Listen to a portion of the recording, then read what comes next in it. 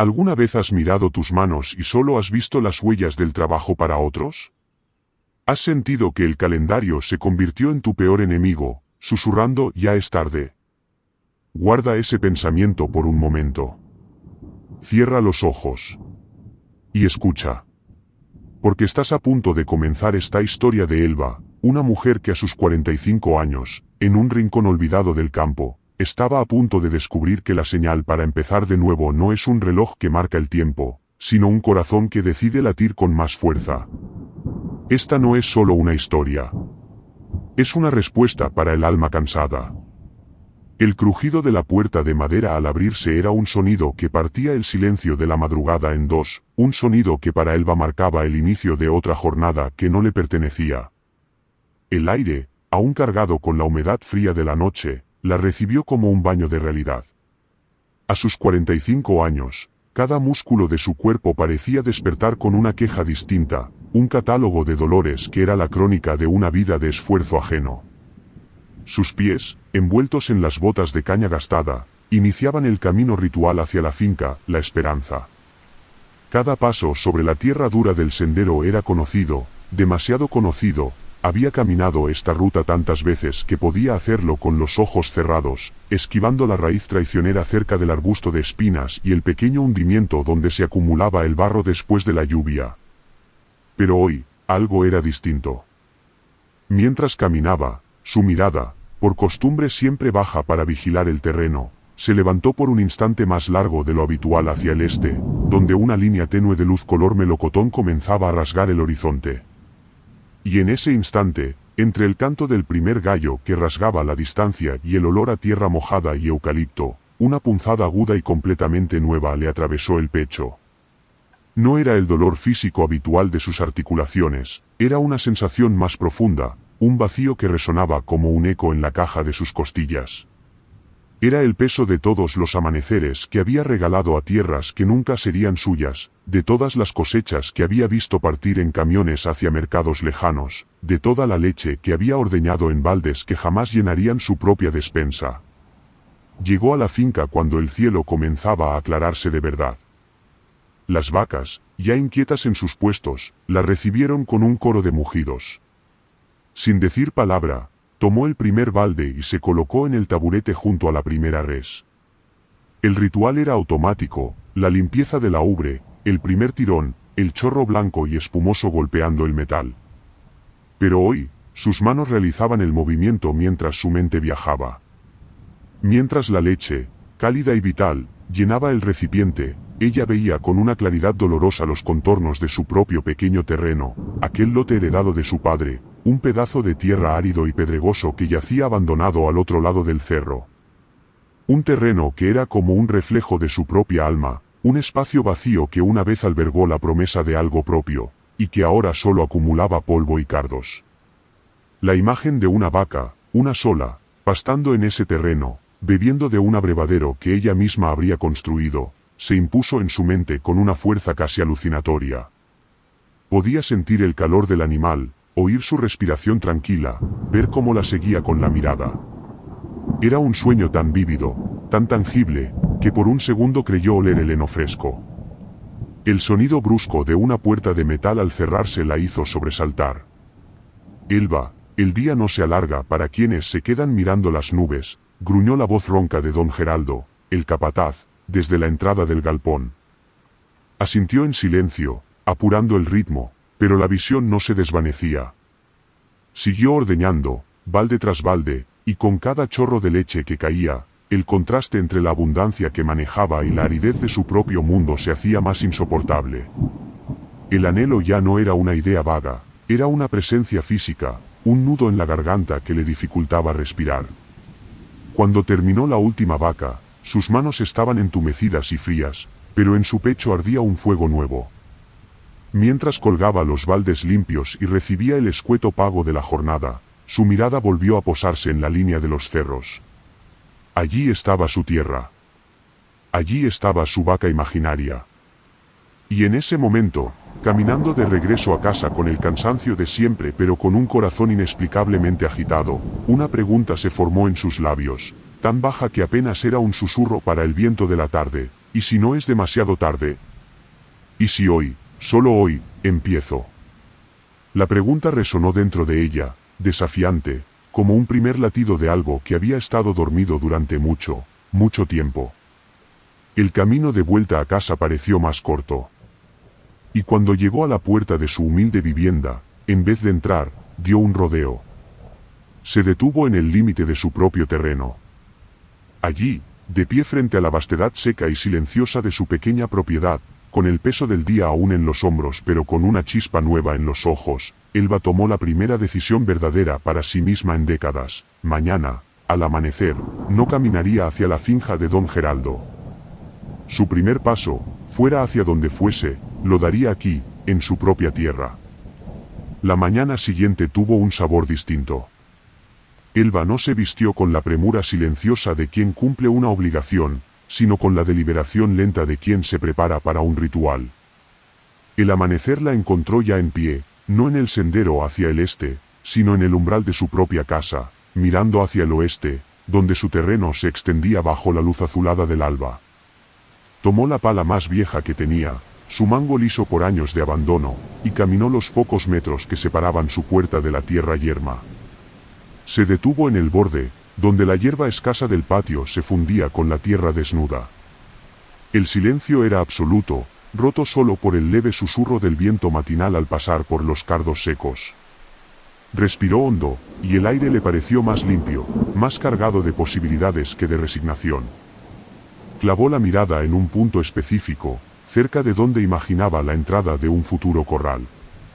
Con las dos manos, apretando el mango con una fuerza que le hizo blanquear los nudillos, levantó la pala y la clavó en el suelo con decisión. El impacto fue seco, brutal. Un golpe sordo que retumbó en la quietud y le transmitió una vibración dolorosa que le recorrió los brazos hasta los hombros. La tierra apenas se había movido. Era dura como una losa, compactada por años de sol y olvido. Un sudor frío, no de esfuerzo sino de pánico, le perló la frente. ¿Qué estaba haciendo? Una mujer de su edad, creyendo que podría domar una tierra que ni siquiera la lluvia ablandaba. La duda, fría y serpentina, se enroscó en su estómago. Dejó caer la pala, que cayó con un ruido metálico y triste. Cruzó los brazos sobre el pecho, apretándose, como si contuviera un temblor interior. Su mirada recorrió el terreno desolado, cada piedra, cada grieta, parecía burlarse de su pretensión. Esto es una locura, murmuró para sí, y su voz sonó extraña y quebrada en la vastedad. Una locura de vieja. Las lágrimas, calientes y amargas, asomaron sin permiso, dibujando surcos limpios en el polvo de sus mejillas. Fue entonces, en ese instante de máxima vulnerabilidad, con el sabor salado de la derrota en los labios, cuando ocurrió. No fue un sonido. Fue una sensación. Como un calor repentino que brotó justo bajo su esternón, un punto de luz cálida que se expandió lentamente hacia su pecho, su estómago, sus extremidades. No era el calor del sol, que aún era bajo. Era una certeza física, tangible, que desplazó de un golpe el frío de la duda. Sintió, no oyó, unas palabras tan claras como si alguien hubiera hablado a su lado, aquí. Justo aquí. Donde crees que todo terminó, es donde todo puede comenzar. Elba dejó escapar un jadeo, los ojos abiertos de par en par, mirando la tierra a sus pies como si la viera por primera vez. No era tierra muerta. Era tierra dormida.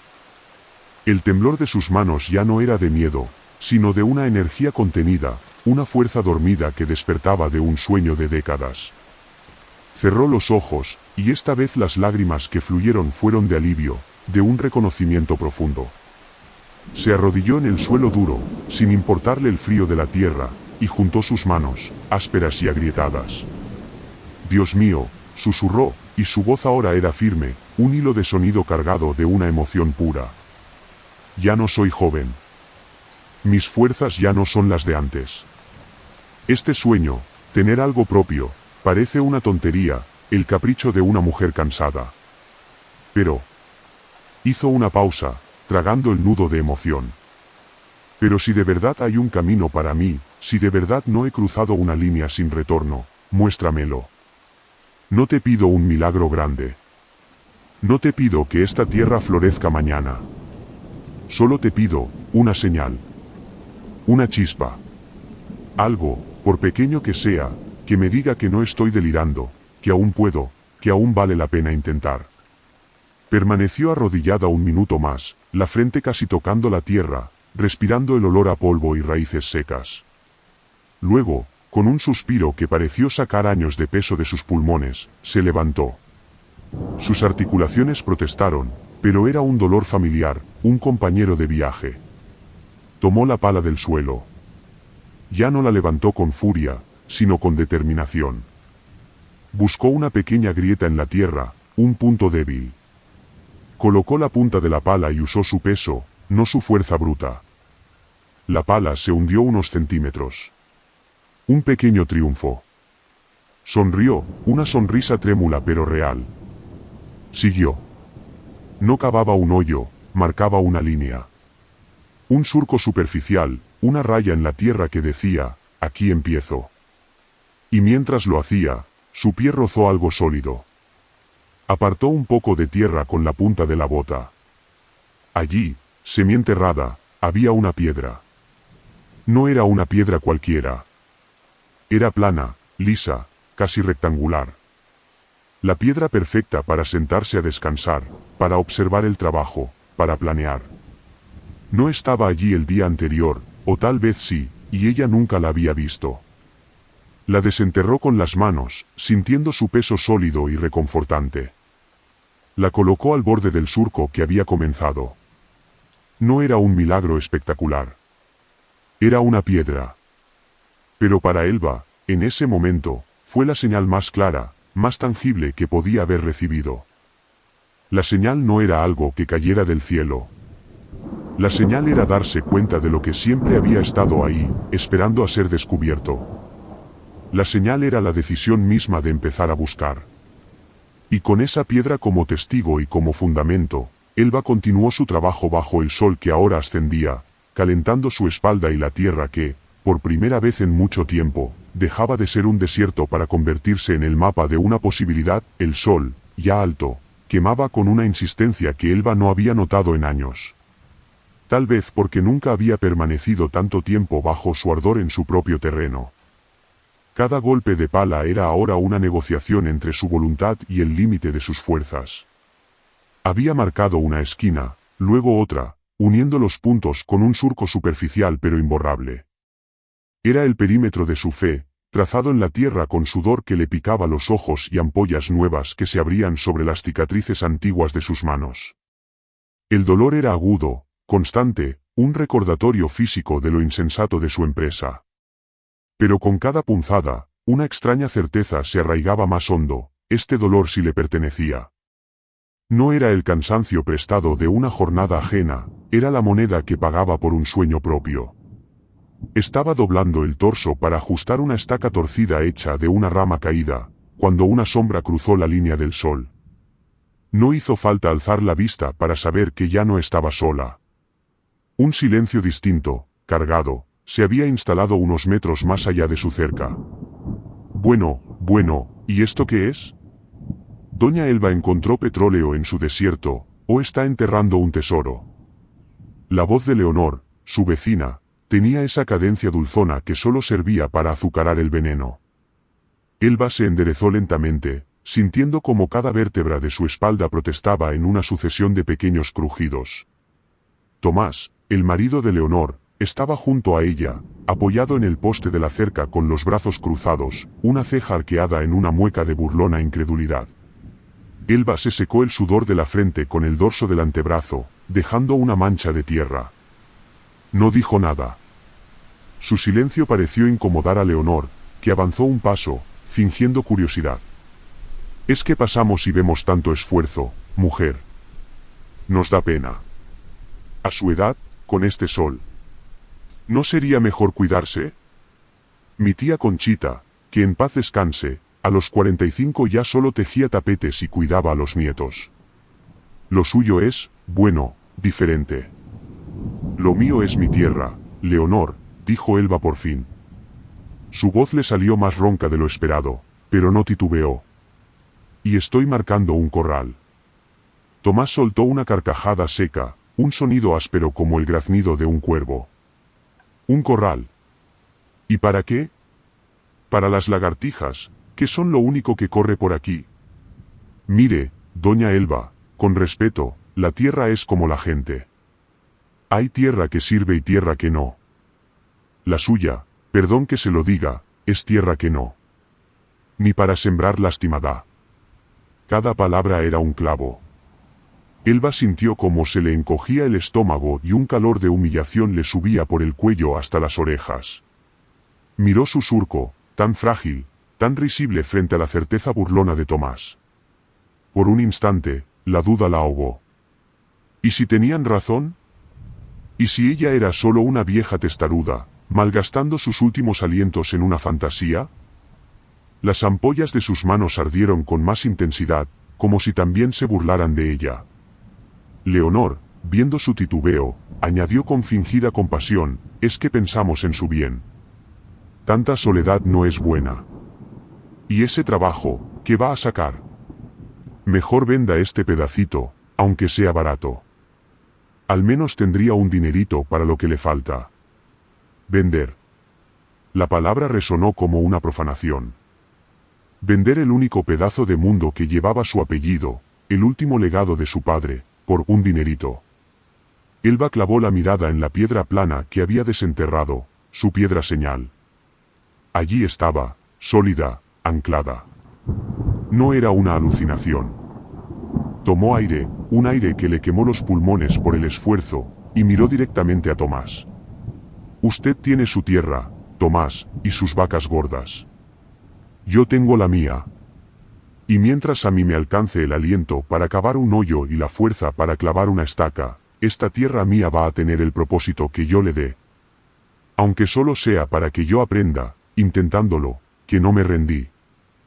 La respuesta, serena pero firme, los tomó por sorpresa. La sonrisa burlona de Tomás se congeló. Leonor abrió la boca para replicar, pero no encontró palabras. Solo bufó, dándose media vuelta. Bueno, allá usted con su terquedad. Cuando el cuerpo le pase factura, ya se acordará de nuestro consejo. Vamos, Tomás. Se alejaron, murmurando entre sí, pero su sombra pareció quedarse flotando sobre el terreno. Elba permaneció inmóvil hasta que sus figuras se perdieron en el camino. Entonces, el temblor que había contenido la sacudió entera. Se dejó caer sobre la piedra, la frente entre las manos ásperas. Las lágrimas no llegaron. En su lugar, había una rabia fría, una tristeza profunda. El precio de trazar esa primera línea no era solo el dolor físico, era tener que escuchar, desde la boca de otros, todos los miedos que ella callaba a gritos en su interior. El desánimo quiso anclarse en su corazón. Tal vez si estoy loca, pensó. Miró sus manos abiertas, las ampollas rojas y dolorosas. Eran las manos de una sirvienta, no de una dueña. Un sollozo seco le escapó del pecho. Pero entonces, su mirada, nublada por la angustia, se posó en el surco. A la luz del mediodía, la línea de tierra removida parecía emitir un tenue brillo distinto al del resto del suelo compactado. Era un cambio mínimo, casi imperceptible. Pero era un cambio. Ella lo había hecho. Esa raya en la tierra era una frontera que había decidido establecer, de un lado, las burlas y la resignación del mundo, del otro, su terquedad esperanzada. Respiró hondo, levantándose con esfuerzo. No había terminado. Tomó la pala. No con la furia del inicio, sino con la persistencia de quien ha decidido que, incluso si está equivocada, necesita llegar hasta el final para descubrirlo. El siguiente golpe contra la tierra fue más preciso. El siguiente, más firme. Ya no cavaba para demostrarles algo a Leonor y a Tomás. Cavaba para demostrárselo a esa parte de ella misma que aún les creía. Y con cada porción de tierra que movía, esa parte se hacía un poco más pequeña, un poco más silenciosa. El sol siguió su camino, implacable, pero Elba no se detuvo. Había cruzado un umbral invisible. El precio de la primera línea era alto, pero haberla trazado, descubrió, le daba un derecho que nadie podía quitarle, el derecho a trazar la segunda. Los días siguientes se construyeron con la misma argamasa, dolor, sudor y silencio. El cuadro del corral empezaba a insinuarse en el terreno, un rectángulo de surcos y estacas torcidas que se erguía como un monumento a la terquedad. Las burlas ya no venían solo de Leonor y Tomás, se habían convertido en un murmullo bajo que parecía viajar con el viento. Allí va la loca del cerro, decían algunos al pasar, sin molestarse ya en bajar la voz. Elba aprendió a trabajar con los oídos sordos y la mirada fija en la tierra que pisaba, como si al no ver a sus críticos, dejaran de existir. Pero la soledad de su lucha era un peso tan real como el de la pala. Una tarde, cuando el sol comenzaba a inclinarse, pintando de oro los cardos, el ruido de un motor tosiendo interrumpió la quietud. Era una camioneta vieja, levantando una polvareda por el camino de tierra. No era un vehículo común por esos lares. Se detuvo justo frente a su cerca y de ella bajó, con movimientos lentos y doloridos, el viejo don Anselmo. Don Anselmo era una leyenda en el valle. Un hombre de pocas palabras y muchos años, que vivía más allá del arroyo y del que se decía que entendía el lenguaje de la tierra mejor que el de los hombres. Elba dejó la herramienta, sorprendida. Don Anselmo nunca visitaba a nadie. Caminó hacia la cerca, su sombra larga y delgada precediéndole.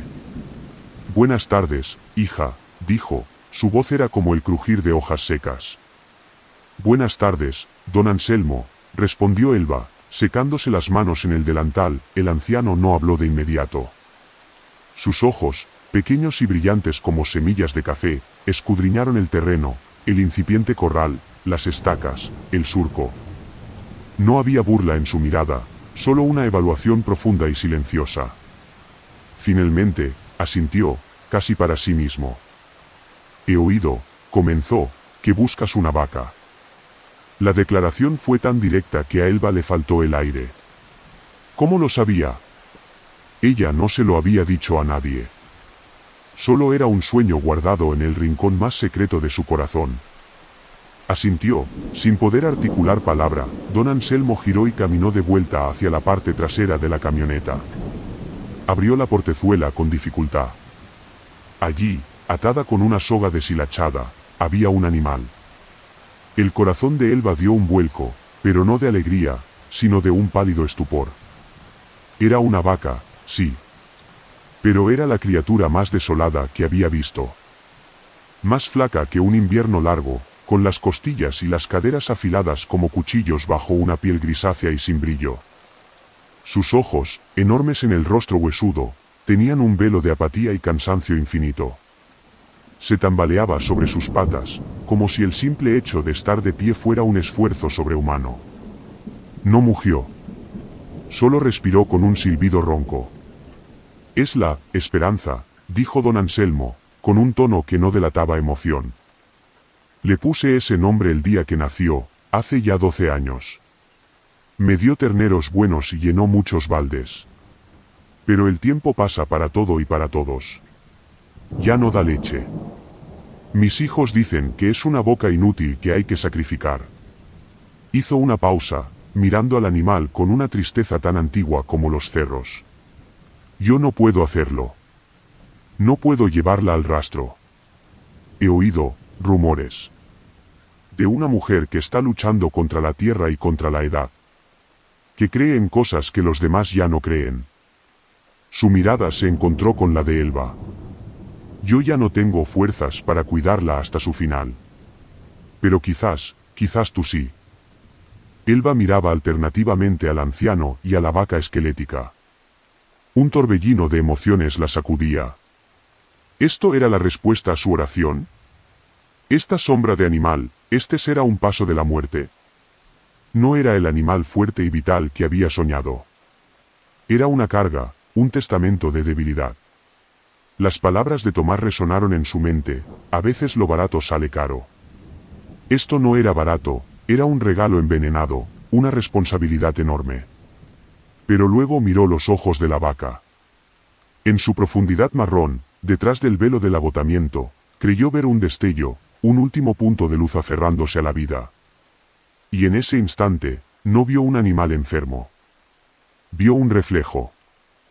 Vio su propia lucha, su propia flaqueza, su propio espíritu aferrándose a un sueño contra toda evidencia. Don Anselmo, yo, no tengo dinero, logró decir, su voz apenas un susurro. Yo no vendo memorias, respondió él con firmeza. Y no vendo caridad. Te la confío. Si ella vive, es tuya. Si muere, al menos habrá muerto en un lugar donde alguien aún cree en los milagros. Ató el extremo de la soga al poste más firme de la cerca de Elba. El gesto era tan simple y tan solemne como un traspaso de destino. Sin más palabras, don Anselmo subió a su camioneta y se fue, dejando atrás una nube de polvo y un silencio aún más profundo. Elba se quedó sola, a 3 metros de distancia, observando al animal.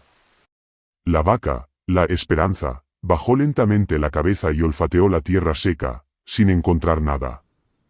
Un dolor punzante, una lástima inmensa, se apoderó de Elba. No era el regalo que había pedido. Era un desafío mayor. Cuidar de lo que el mundo había descartado. Se acercó con pasos lentos, temiendo asustarla. Extendió una mano y la posó con infinita suavidad en el lomo huesudo. La piel estaba caliente y se podía sentir cada vértebra. La vaca no se movió. Así que tú también has tenido un día largo, murmuró Elba, y en su voz había un entendimiento total. Bueno, hermana. Bienvenida a casa. Aquí, entre las dos, a lo largo nos arreglamos. En ese momento, supo que no importaba lo flaca que estuviera, ni lo improbable del milagro. Este ser era ahora su responsabilidad. Su sueño ya no era una imagen etérea, tenía forma, tenía huesos frágiles y un corazón cansado que latía. Y por primera vez, el corral vacío dejó de ser un símbolo. Tenía un nombre. Tenía una esperanza. La esperanza no mejoró. Empeoró. Los primeros días fueron un descenso lento y desgarrador hacia un abismo que Elba veía acercarse con impotencia. El animal apenas probaba el heno que ella, con sus escasos recursos, había conseguido. Bebía agua a gotas, como si el simple acto de tragar le costara un esfuerzo titánico. Pasaba las horas de pie, inmóvil, con la cabeza gacha, respirando con un silbido inquietante que se convertía en el soundtrack de las noches de Elba. Ella había convertido un rincón del incipiente corral en un refugio, con un techo improvisado de plástico y lonas viejas, pero la debilidad de la vaca era tal que ni siquiera buscaba la sombra. Simplemente se quedaba donde la dejaban, como un mueble roto y olvidado. Elba redobló sus cuidados. Le preparaba papillas con salvado y un poco de melaza, las únicas cosas que creía podían darle energía.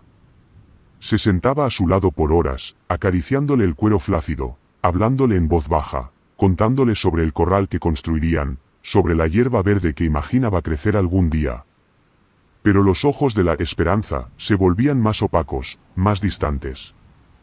La burla del pueblo se transformó. Ya no era solo sobre la locura de Elba, sino sobre su cruel estupidez. Se le va a morir en las manos, decían. Y va a tener que enterrarla ella sola, con esa pala que tanto le gusta. La compasión de don Anselmo ahora le parecía a algunos una carga maldita que le habían pasado. Una noche, el cielo se ennegreció de repente. Nubes gruesas y bajas barrieron las estrellas y el viento comenzó a aullar, arremolinando el polvo y sacudiendo el plástico del refugio como si quisiera arrancarlo. Luego llegó la lluvia. No fue una llovizna, fue un diluvio torrencial, frío y violento. Elba corrió desde su casa, empapándose en segundos.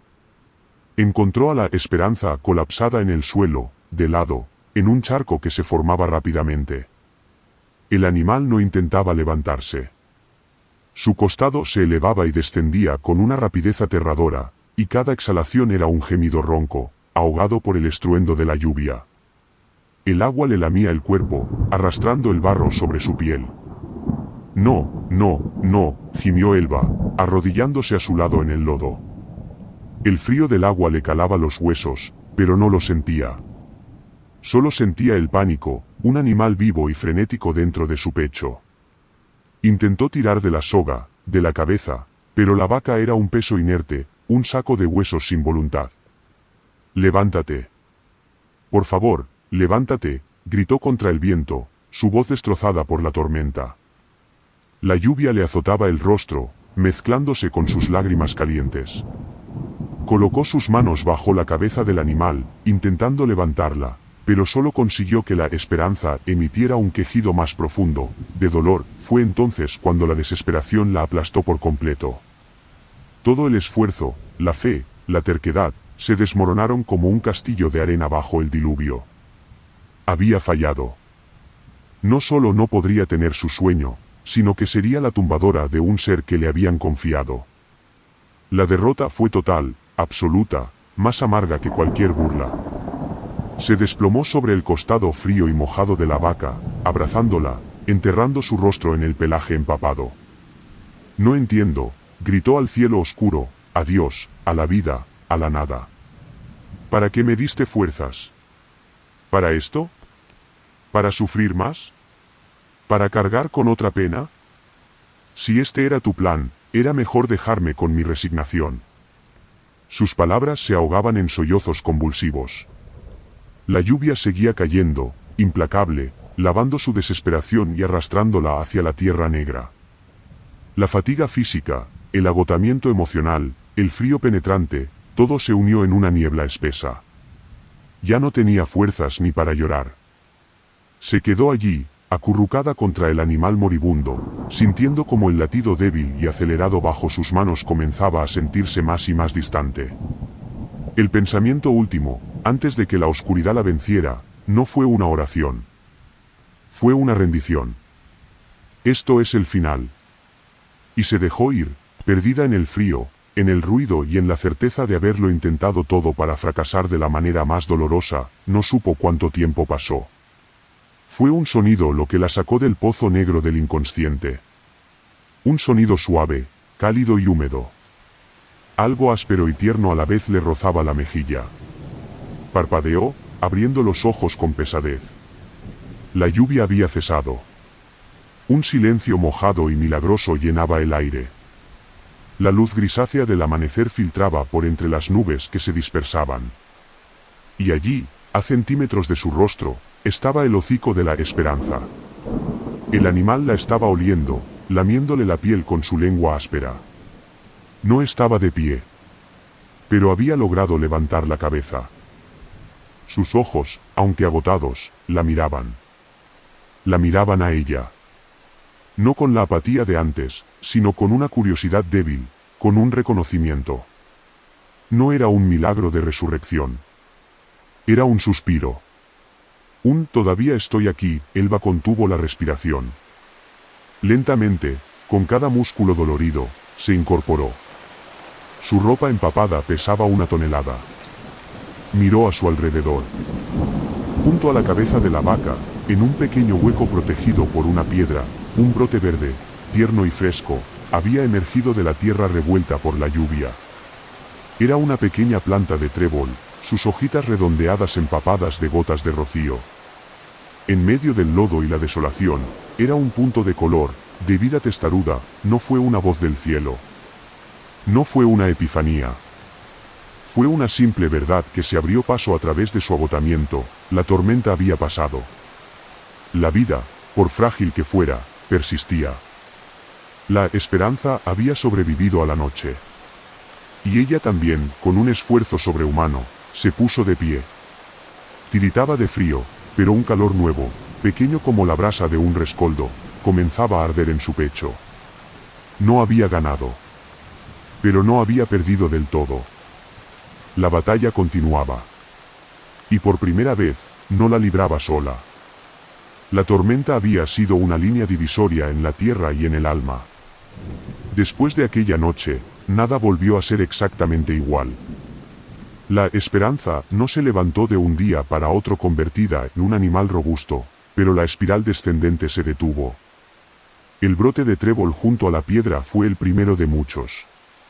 Con las lluvias, la tierra endurecida de Elba comenzó a ablandarse, y una hierba tenue, tímida y verde, empezó a alfombrar pequeños parches del terreno. Fue como si el diluvio hubiera lavado no solo el polvo, sino también una capa de desesperanza. Elba trabajaba ahora con un ritmo diferente.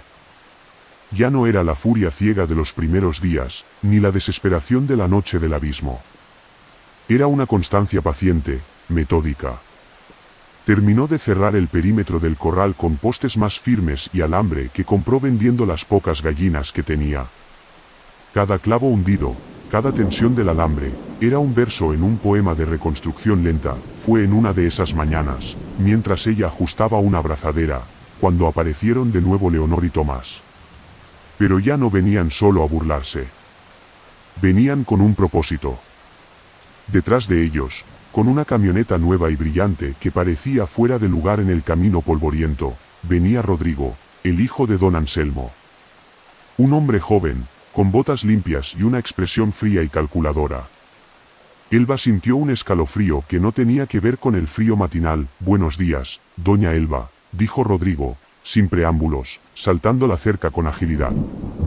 Sus ojos evaluaron el corral, la vaca flaca que ahora pastaba lentamente en un rincón, y a ella, con la despreocupación de quien examina una mercancía. «Vengo a arreglar un asunto pendiente con mi padre». Elba se secó las manos en los pantalones, erguida. «Don Anselmo y yo no tenemos asuntos pendientes». Rodrigo sonrió, una sonrisa que no llegaba a los ojos. «Claro que sí. La vaca. Mi padre, en su bondad senil, se la regaló. Pero esa vaca, aunque esté hecha un espectro, es de una línea genética valiosa. Es de mi ganadería. Él no tenía derecho a disponer de ella». Sacó una cartera y extrajo un fajo de billetes. «No quiero problemas. Le doy un buen precio por ella. Mejor de lo que vale en el estado en que está. Usted sale ganando». El aire se le heló en los pulmones a Elba. Miró el dinero. Era más de lo que había visto junto en años. Con eso podría comprar materiales, herramientas, incluso una vaca joven y sana. La tentación fue un relámpago breve y cegador. Pero luego su mirada fue hacia la esperanza. El animal, como si sintiera la tensión, alzó la cabeza y la miró. Ya no era la mirada perdida de antes. Había una quietud, una presencia. Leonor no pudo contenerse. «Aproveche, mujer, que le están haciendo un favor. Con esa plata si puede empezar algo de verdad, y sin cargar con un animal medio muerto». Tomás asintió, cruzando los brazos.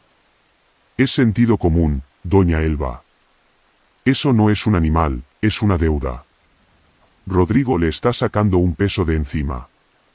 El peso de sus palabras, la lógica aplastante de la oferta, la mirada fría de Rodrigo, todo conspiraba contra su corazón. ¿Qué era más sensato? ¿Aferrarse a un símbolo enfermo o aceptar el capital para un nuevo comienzo? La duda la paralizó.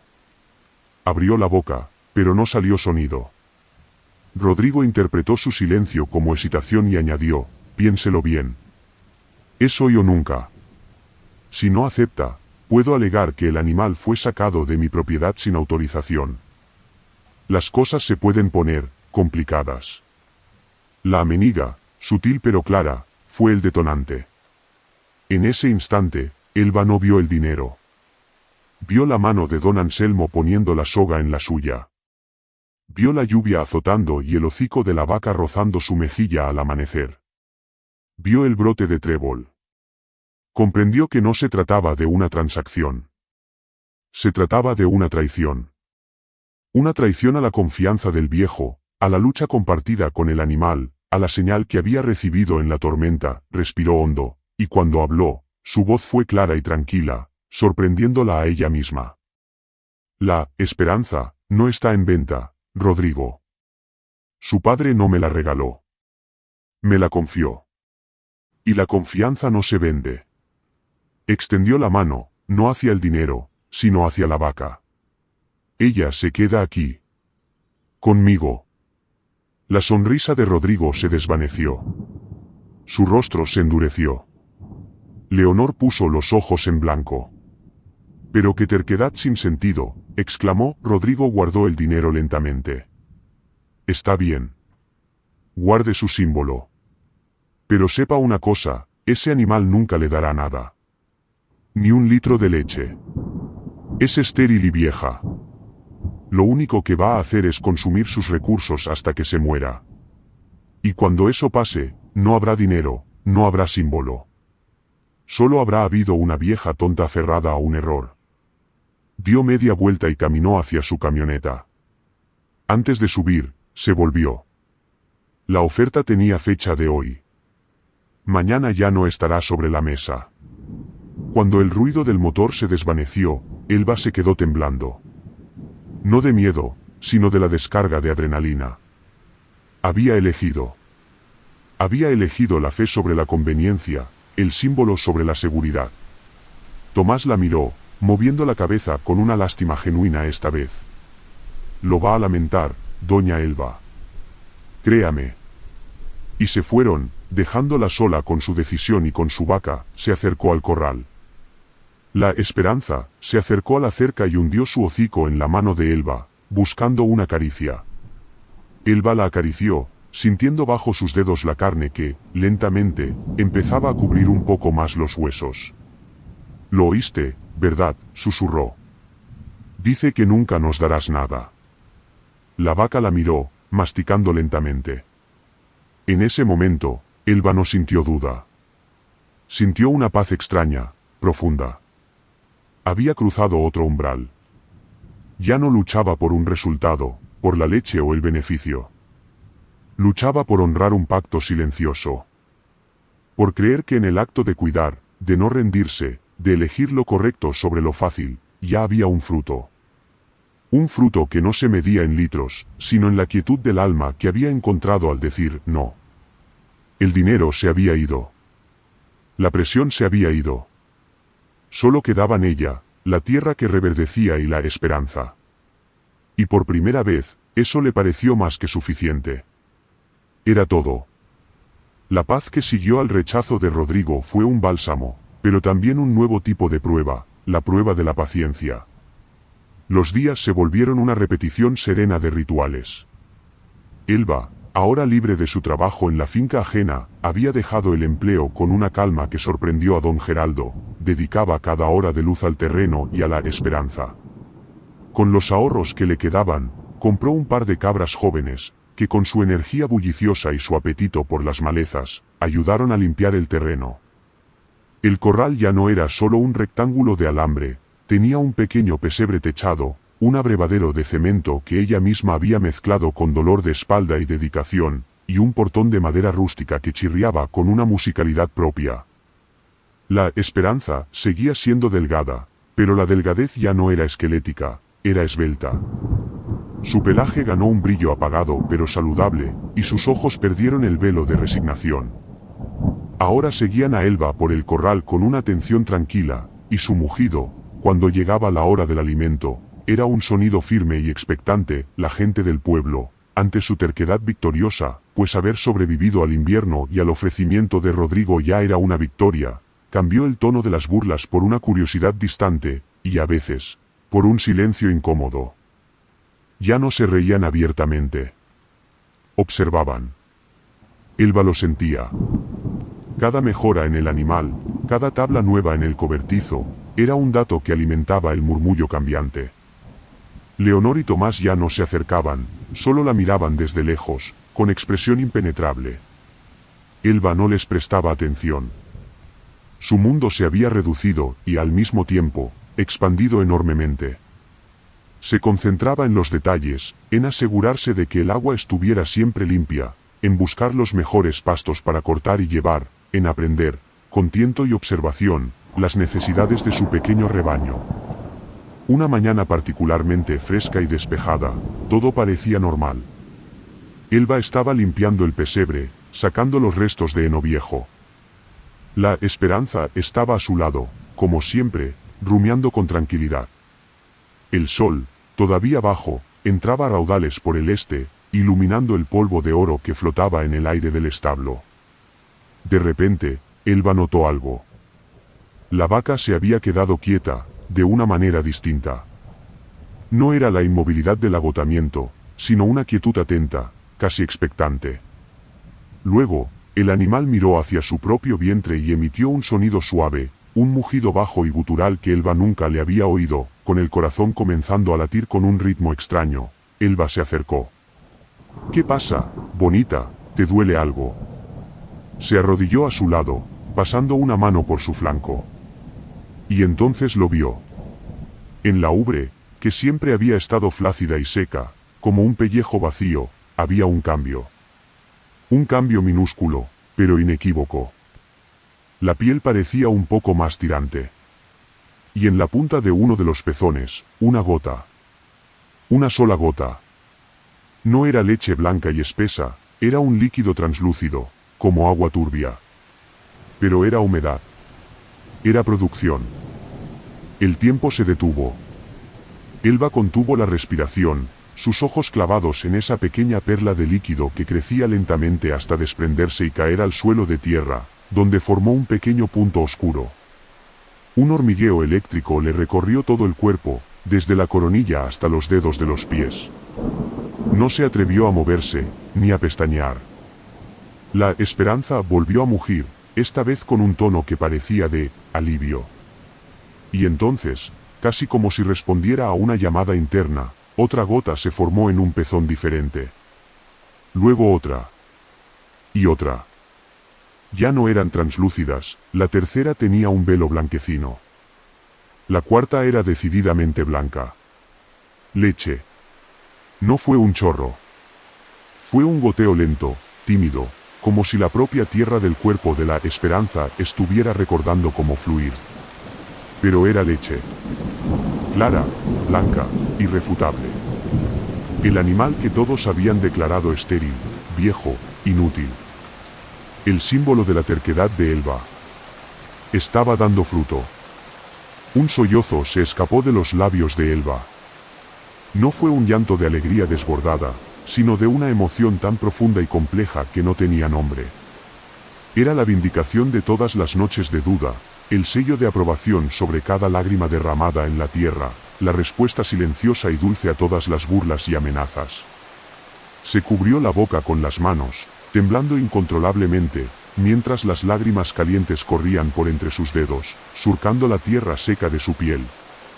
Se acercó más, y con una reverencia instintiva, apoyó su frente contra el costado cálido de la esperanza. «Gracias», susurró una y otra vez, entre sollozos. «Gracias, Dios mío. Gracias, vida. Gracias, hermanita».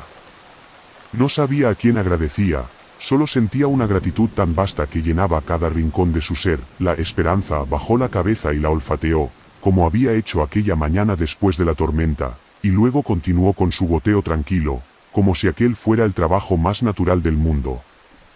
Elba se quedó allí, arrodillada en la tierra, observando el milagro ordinario. Comprendió entonces que el milagro no era la leche. El milagro había sido la semilla de fe que ella plantó cuando todos decían que la tierra estaba muerta.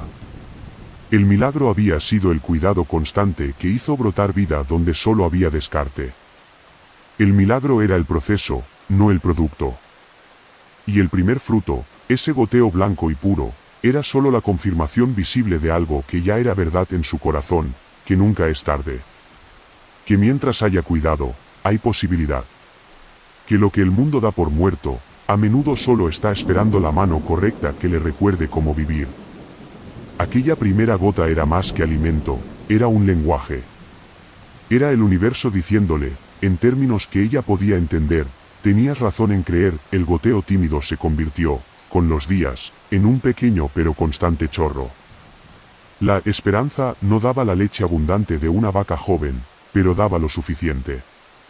Un balde pequeño, espumoso y cálido cada mañana.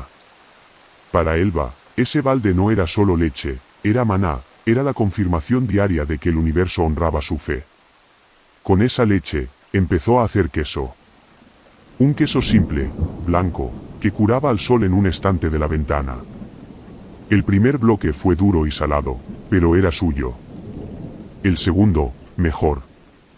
El olor a leche hervida y cuajo se mezclaba con el aroma de la tierra mojada de la mañana, creando una fragancia nueva para su hogar, la fragancia de la productividad propia.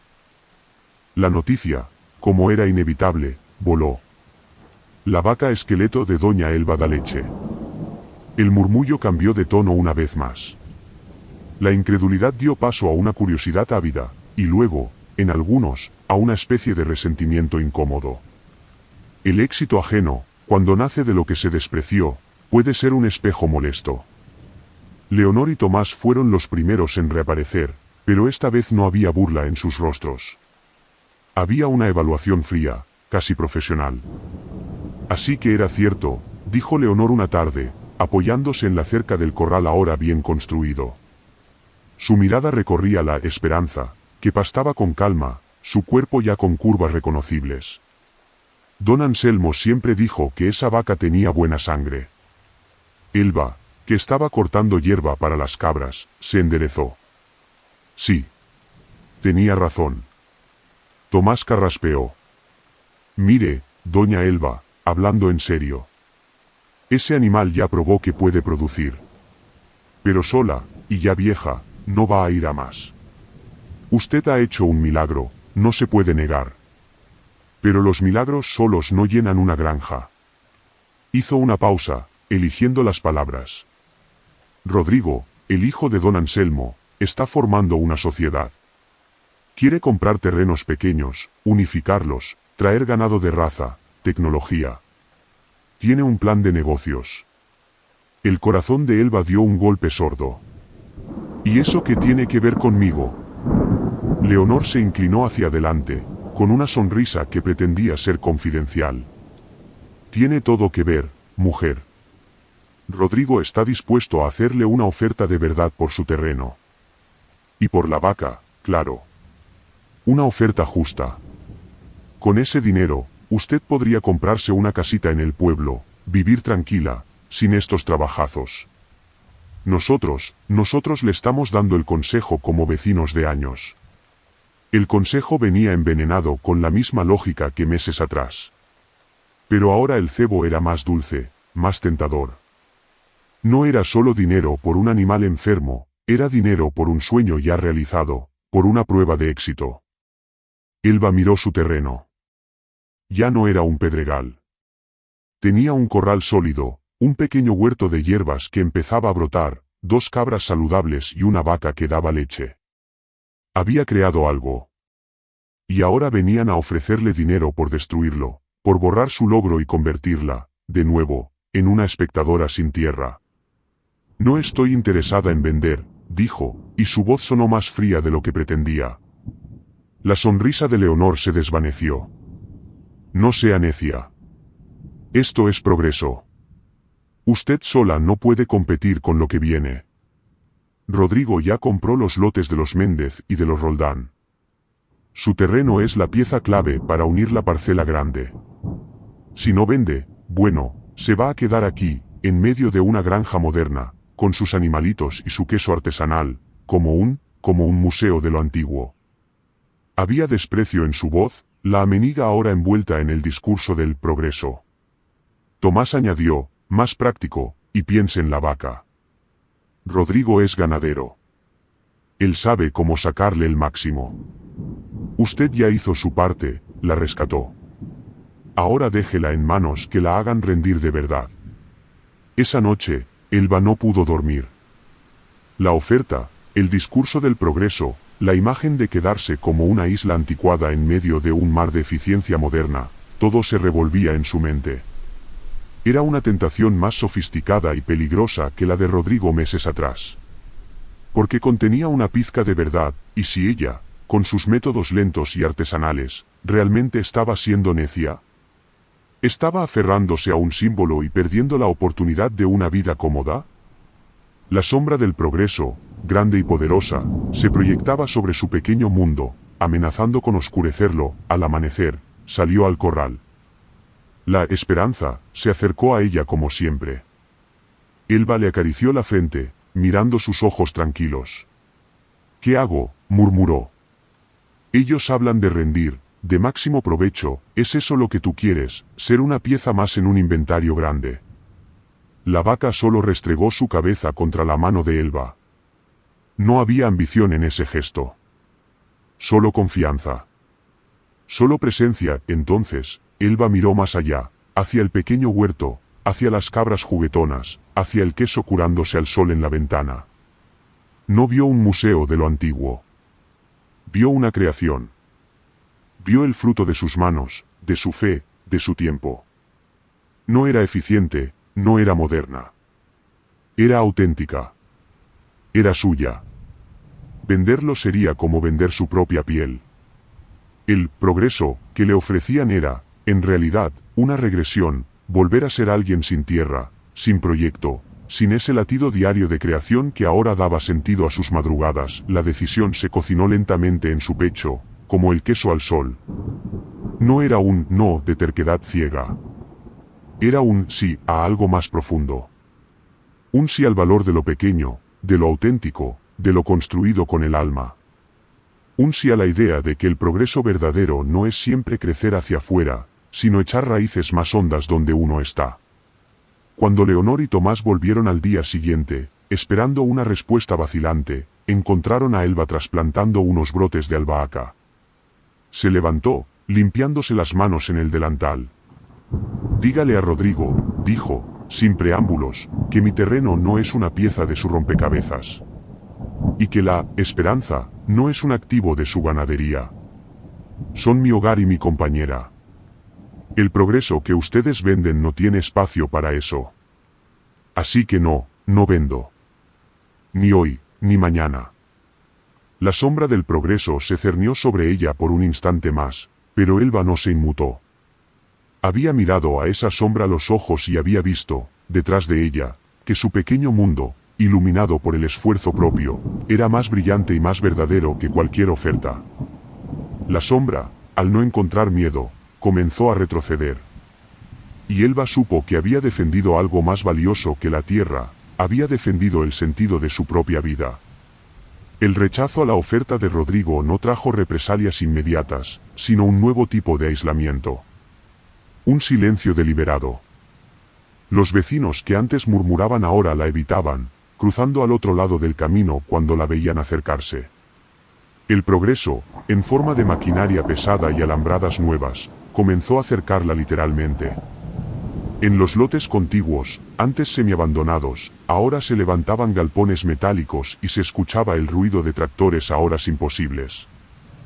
Su pequeño terreno, con su corral de madera y su huerto irregular, se veía cada vez más como una isla anacrónica, un parche de un mundo viejo en medio de una nueva y ruidosa eficiencia. El contraste era tan evidente que a veces, al atardecer, Elba se sentaba en su piedra plana y sentía el vértigo de la inmensidad que la rodeaba. ¿Estaba siendo una necia testaruda, aferrándose a un modo de vida condenado a desaparecer? La duda, esa vieja compañera, susurraba de nuevo. Pero la respuesta no vino de sus pensamientos, sino de la tierra misma. Una mañana, mientras regaba las matas de hierbabuena, notó que el suelo cerca de la cerca lindera con la nueva propiedad de Rodrigo estaba particularmente húmedo, más de lo que su riego justificaba. Al día siguiente, esa humedad era un charco. Y al tercero, un pequeño hilo de agua clara y fresca serpenteaba desde debajo de la nueva alambrada de postes de concreto, cruzaba bajo su vieja cerca de madera y se perdía en un pequeño declive de su terreno, donde la hierba empezó a brochar con un vigor sorprendente. Rodrigo, en su afán por nivelar y drenar sus nuevas tierras para el pasto artificial, había alterado sin querer un venero subterráneo, una pequeña vena de agua que la tierra había guardado por años y que ahora encontraba su salida natural en el terreno de Elba. Era agua. Agua dulce y constante. El recurso más preciado en el campo. Elba se quedó mirando el pequeño arroyo, primero con incredulidad, luego con un asombro que se transformó en una risa clara y liberadora. El progreso de su vecino, con toda su fuerza y su ruido, le había regalado, sin querer, el secreto más valioso para su pequeña granja, una fuente de agua propia. No era una gran cascada, pero era un hilo de vida perpetuo. Con manos temblorosas de emoción, empezó a cavar un pequeño estanque de retención, a canalizar el agua con piedras y tablas. En cuestión de semanas, tuvo un abrevadero natural permanente para sus animales y riego seguro para su huerto. El contraste ya no era solo visual, era vital. Mientras Rodrigo dependía de costosos sistemas de bombeo y pozos profundos, ella tenía el regalo gratuito e inesperado de un manantial. El agua lo cambió todo. El huerto explotó en una abundancia de colores y olores: tomates, cebollas, lechugas, hierbas aromáticas que atraían abejas y mariposas. La esperanza, con el agua fresca siempre disponible y la hierba jugosa, comenzó a dar un balde y medio de leche diario. El queso de Elba mejoró tanto en calidad y cantidad que empezó a venderlo, discretamente, a un pequeño almacén del pueblo. La gente, a pesar del distanciamiento, no podía negar la calidad. Comprábamelo a regañadientes al principio, luego con entusiasmo. El queso de Doña Elba empezó a tener una reputación. Una tarde, fue el propio don Anselmo quien apareció de nuevo, arrastrando sus pies por el camino. No vino en camioneta. Vino caminando, lentamente. Se sentó en la piedra, junto a Elba, y observó en silencio el terreno transformado, el estanque brillante, el huerto exuberante, la esperanza con el pelaje brillante y las cabras saltando. Su viejo rostro se arrugó en una sonrisa que le iluminó los ojos. Mi hijo, dijo por fin, con voz ronca, está gastando una fortuna en semillas de pasto que el sol quema y en bombas que se descomponen. Y tú solo recibiste el agua que él empujó hacia ti, y hiciste florecer un jardín. Sacudió la cabeza, maravillado. Le dije, Rodrigo, a veces el progreso es escuchar lo que la tierra ya quiere darte, no imponerle lo que tú quieres sacar. Pero los jóvenes no escuchan a los viejos, ni a la tierra. Elba sirvió 2 tazas de té de hierbas de su huerto. Yo sí escuché, don Anselmo. Y la tierra me habló con esta agua. Te habló porque estabas quieta para oírla, asintió el viejo. Rodrigo solo hace ruido.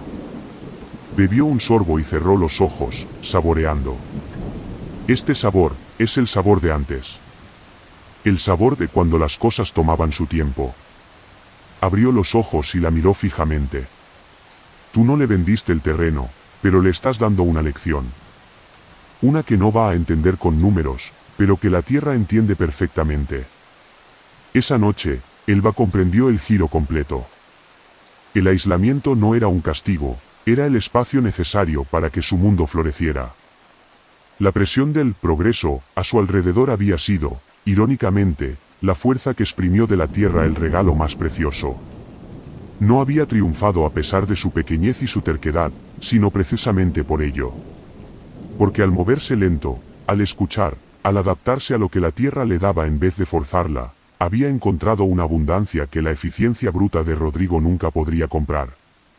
El agua que ahora fluía por su terreno era más que agua, era la lengua de las raíces, hablándole en el único idioma que importaba, el de la vida que se sostiene a sí misma.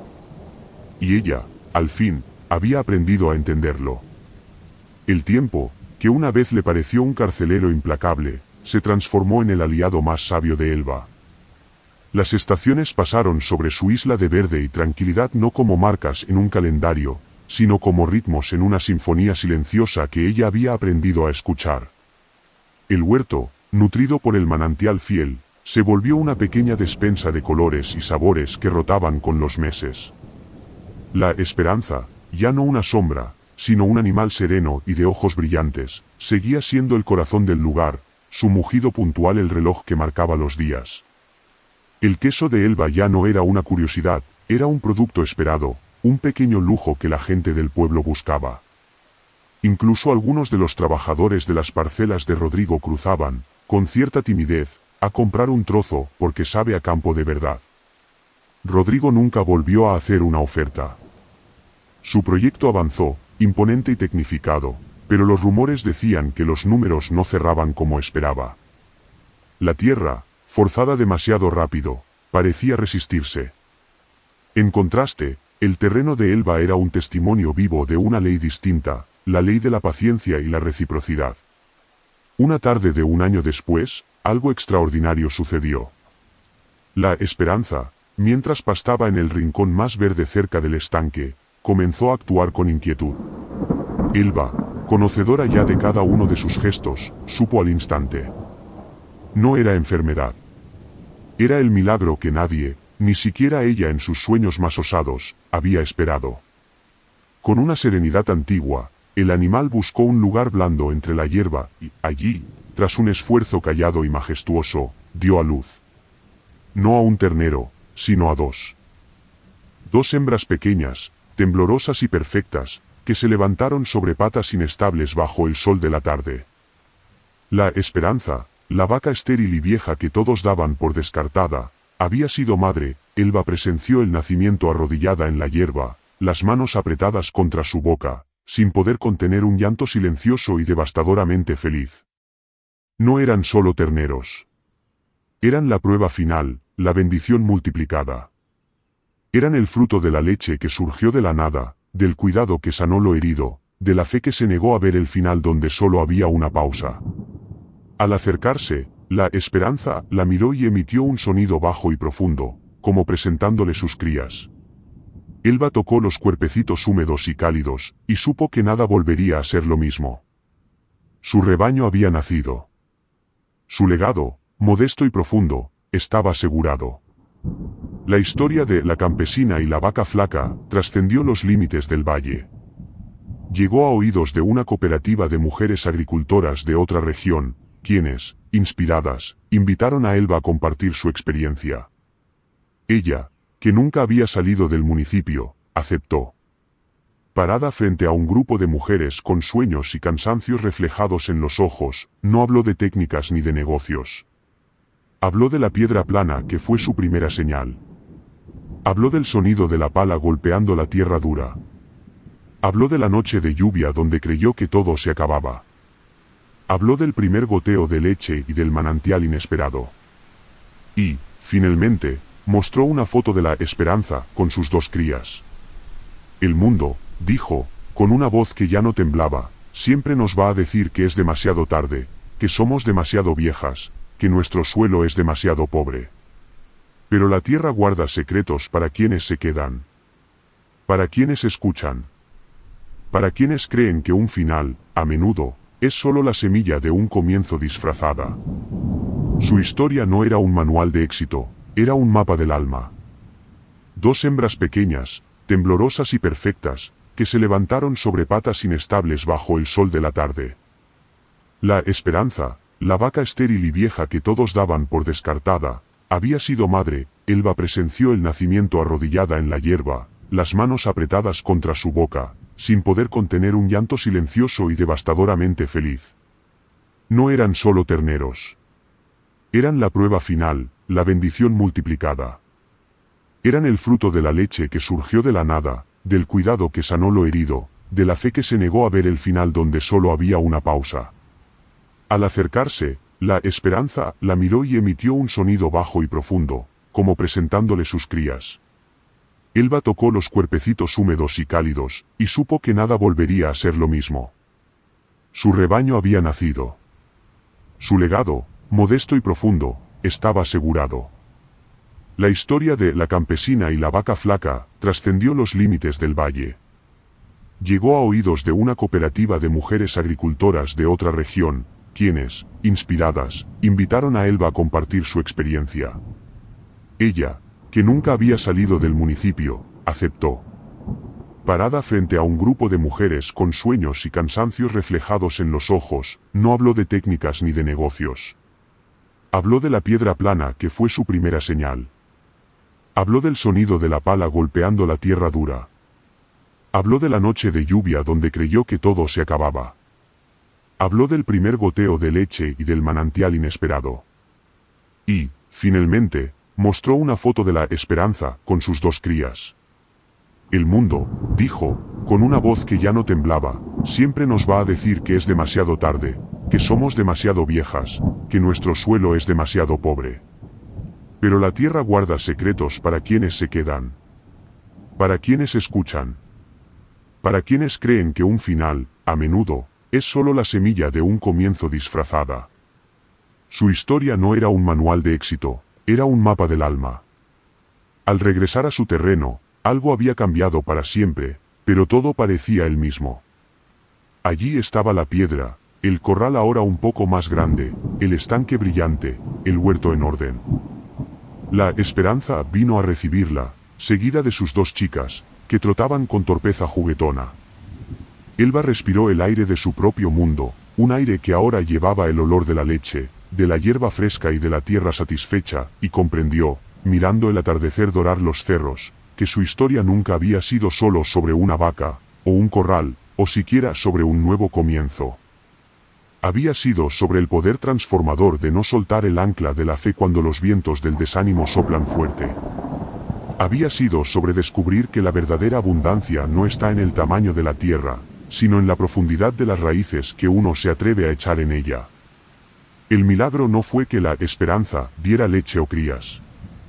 El milagro fue que una mujer, a los 45, decidió que su historia aún no estaba escrita. Y con sus propias manos, una pala y un corazón terco, escribió un capítulo que se convirtió en un legado. Nunca es tarde. Las palabras más simples, las más verdaderas, a menudo son las que esperan, como una semilla bajo la tierra dura, a que alguien tenga el valor de regarlas con lágrimas y fe para que por fin broten, verdes e imparables, hacia la luz, y así, amigo oyente, termina el camino de Elba. Pero la semilla de su historia queda aquí, contigo. ¿Qué terreno baldío hay en tu vida que espera la primera palada? ¿Qué esperanza, flaca y descartada, anhela tu fe para florecer? Recuerda, los comienzos más bellos a menudo no tienen un reloj que los marque, solo un corazón que decide latir con propósito. Lleva esta historia contigo. Comparte su calor. Y sobre todo, nunca, nunca dejes de creer en el poder de tu propio próximo capítulo.